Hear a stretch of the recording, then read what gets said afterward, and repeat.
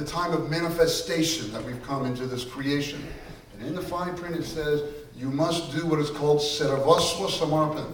You must not false identify with anything and realize that you are covered in every situation. Every situation you are totally covered, no need to take out the insurance policy. No $12 a day for collision. And that is, that's the secret of yoga in the end. Sarva dharmam parityaja mamekam sharanam braja aham tvam sarva papebhyo mokshishyami mahasija. Why are you worried, man? There's nothing to be concerned about. Because once you have basically stopped identifying with the situation, thinking that you are going to control it and what's going to happen next is according to what I think it should be, when that is completely given up, then you enter into what is considered to be, in Sanskrit, called the Leela. You enter into God's playground within the material sphere that becomes divine. It doesn't mean that you have a license to do anything what you want. No, it means that your license is to follow the contract, which is to realize that don't false identify, don't do things for your own self, be part of the celebration, right? And live that sort of kirtanir life, which is a rush. It's a rus, it's a nectar. And in that flow, one forgets everything else. And that's the process of devotion, not in Bhakti Sutra. Prapanch Vismriti Evam Bhagavat Asakti. You just simply forget about the false world because you're in such an exalted mood that you only remember the beloved. And that type of nirod, if you want to call it a samadhi, I prefer to say it's a devotional state of being, comes naturally, and so it doesn't have the false identification of I have attained it through a particular practice and aren't I better than everyone else. This is actually what is called the Das Anudasa. I'm the follower of the follower of the follower of the follower. In that case, you got nowhere to fall because you're already at the bottom of the heap. But actually, you are not in the heap at all. You're just holding that heap up because you follow everyone. And so you are willing to give your life at any point for everything. And so every moment becomes new and fresh because God likes that type of individual, basically, if I can talk on a personal, devotional level, that the person who gives everything up attains everything. And that's what I was singing in the first and last kirtan which we did, that this Dharma creates the highest wealth. And so,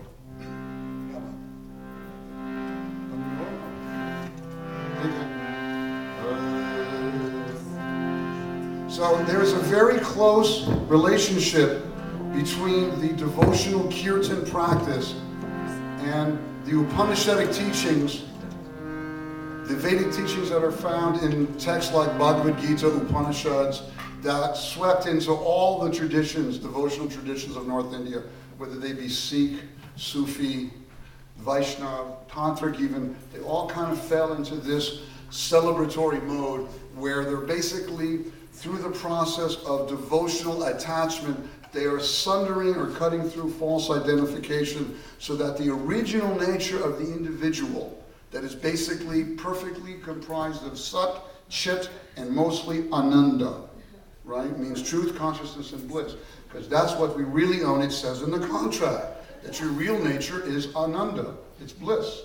And so, but due to sort of, chasing after the wrong thing, because what happens is that as soon as you chase after the wrong thing, the first thing that happens, and it says in the contract, the first thing which happens is that the Ananda element, the bliss nature that everyone has, becomes concealed. It doesn't go away. It just becomes covered up. So you almost forget it at a certain point. And you then start to identify with other forms of limited joy that actually give you pleasure only for the time that you're sucking on it. And then when the ice cream cone is over, right, you get indigestion. Right? So that's the nature of what is called qualified bliss. Let's not get too much into the philosophy. But basically what it is that we're all trying to find, regardless of the tradition, we are trying to join ourselves with the original nature that is blissful. And that's why I'm here, because I'm trying to discover it too. And I'm using you guys. Truly, major time to get the bliss out of you so I can find it in myself, and then we offer it back to each other. So it comes out in song, we listen to it in our ears, and then it goes back into the soul. The soul then tastes it and says, whoa, and then sort of brings it out again, and the next round of the kirtan is actually laden with the joyful nature of our own selves. And when people come into congregation like a minion, right? You got 10 people, right? So this is the minion stuff here, is that when you have more people, then and the sacrifice becomes greater of name. But you can also do this very much alone. But to recognize it in a group, then you can bring it back, and these names keep on going. So as opposed to counting name, especially, which is good to do to count mantra if you want to do that sort of sadhana. But actually, it's kind of more like the potter's wheel. If you've seen it in India where they're not so much electrified, they spin the wheel with a stick, and they get that thing going at, lots of RPMs, and then they let their stick off, then they throw the clay down, and that wheel spins for a very long time so that they can make whatever they're making. That's the thing with the kirtan. You sort of get your stick and you spin the kirtan going with a lot of bhav, and you get it totally ecstatic, and then you take the stick away, and that name goes automatically.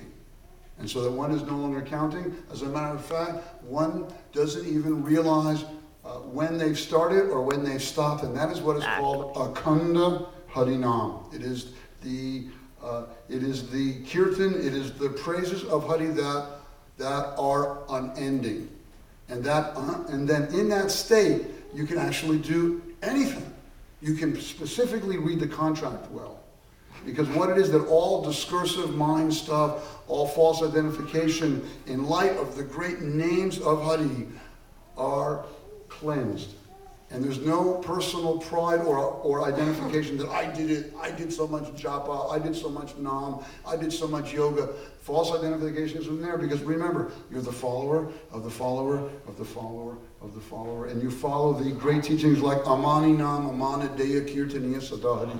One of the main teachings of this whole movement is that even respect everyone, even those people who are maybe not worthy of respect.